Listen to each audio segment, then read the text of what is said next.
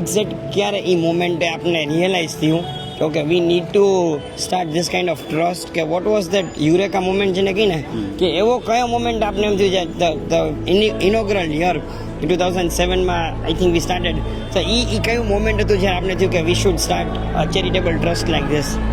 Actually આ dream દાદાનું જ હતું, પણ હું ને દાદા અને દીપકને અમે લોકો ડિસ્કસ કરતા હતા કે આપણે કંઈક સારી એવી એક્ટિવિટી કરીએ કે જેનાથી આપણે સમાજને અત્યારના સ્ટુડન્ટોને જ મેઇન રિક્વાયરમેન્ટ હતું. તો જે તે સમયે અને ત્યારે કુદરતી જલારામ બાપાની કૃપા કે ઠાકોરજીની કૃપા કેપેસિટી થઈ હતી કે ભાઈ આપણે સારી પ્રવૃત્તિ એજ્યુકેશન એક્ટિવિટીમાં આપણે પૈસા આપણે ડોનેશન ચાલુ કરી દઈએ. બીજું કે અમારો જે આ બિઝનેસ છે રિયલ એસ્ટેટનો, એ પૈસા છે ને નોટ ઇઝી ટુ ડાયજેસ્ટ.